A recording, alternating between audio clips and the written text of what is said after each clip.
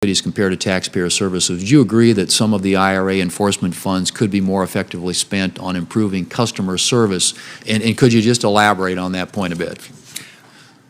Thank you, Senator Thune. Yes, certainly they could. And the problem with the 9 paragraphs in the Inflation Reduction Act that describe how the IRS money will be devoted to various functions, I think it fails to account for overlap. In the taxpayer services category, for example, it specifies that certain amounts of funding will go to taxpayer advocate services. In the enforcement side, certain amounts of funding will go to litigation. In the IRS Strategic Operating Plan, in the enforcement section, there's an item describing how the service wants to put more people into appeals. You've got overlaps among the funding that we don't really understand yet.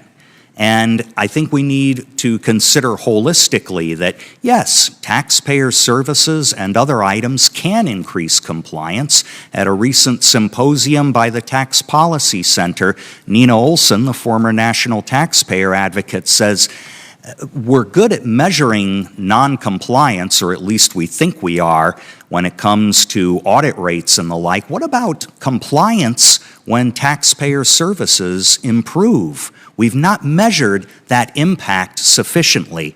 I think one of the most telling quotes came when Ernie Dronenberg, who was a former revenue official from California, he made the equation this way: a 0.5% increase in voluntary compliance raises $400 million a year for his state. Doubling the audit rate raises half that much. So would having the IRS update its IRA spending plan annually and requiring regular oversight hearings before the relevant committees of jurisdiction provide some of the greater accountability of the $80 billion funding that we're talking about here? And maybe if so, could you talk about how?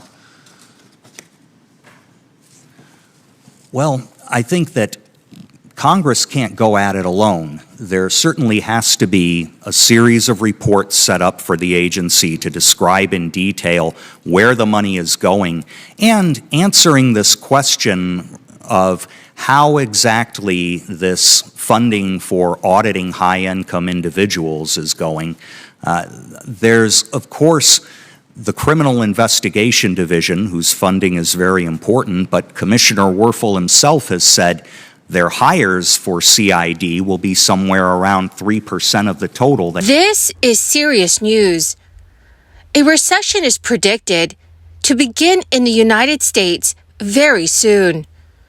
Top economists are warning congressional lawmakers to take action to prevent an economic disaster. Everything from interest rates to jobs to government benefits will be affected. My friends, please make sure that you watch until the end of this video.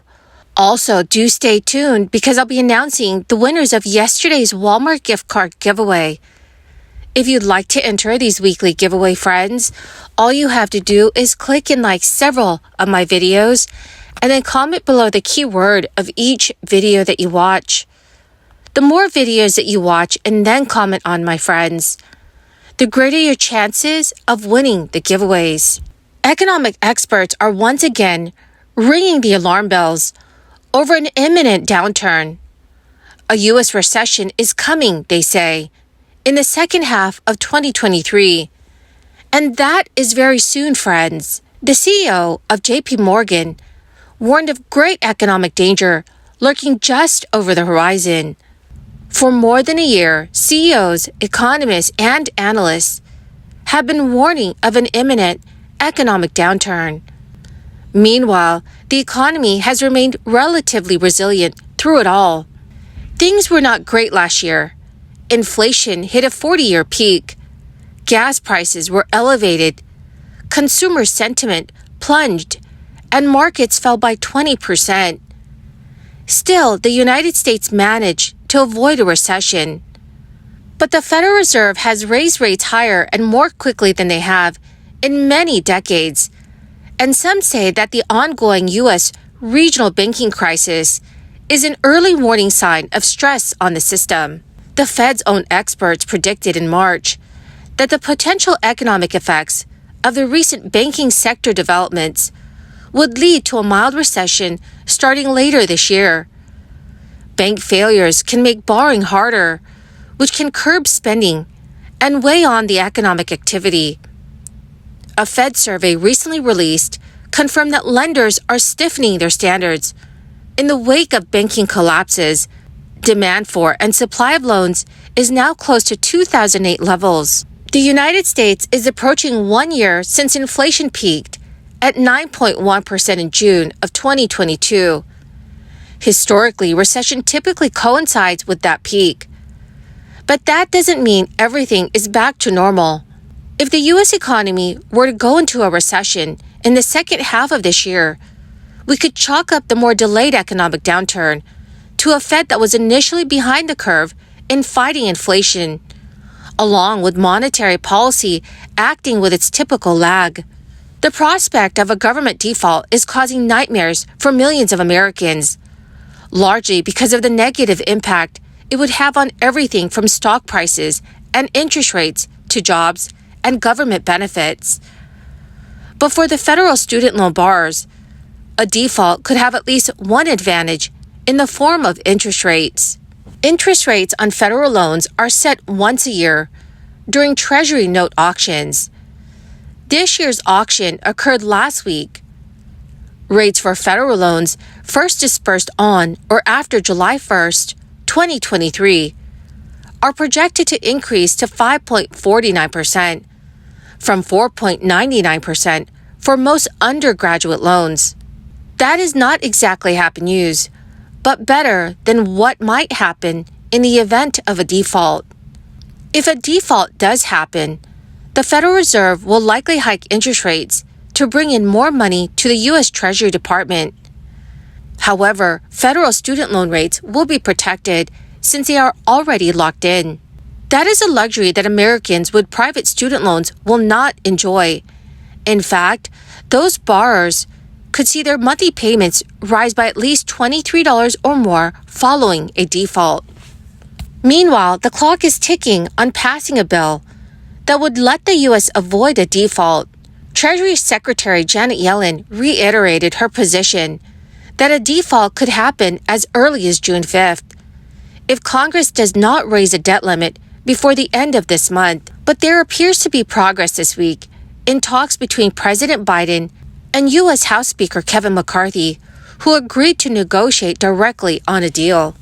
While labor market growth remains strong, with the threat of a recession looming over the United States, some workers may be wondering what a downturn would mean for them. That may depend on what industry you work in, as some kinds of jobs are less likely to be impacted than other jobs. On average, there are sectors that have not lost jobs typically during a recession. At the start of a recession, job openings fall and hiring slows down. And that means people who are unemployed take longer and longer to find new jobs. According to USA Today, those layoffs tend to take place in certain kinds of industries, such as construction and manufacturing, which can be sensitive to changes in consumer spending on durable goods and interest rates.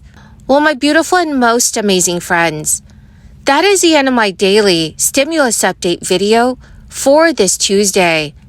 My dear friends, thank you so much for being here and for being part of this community.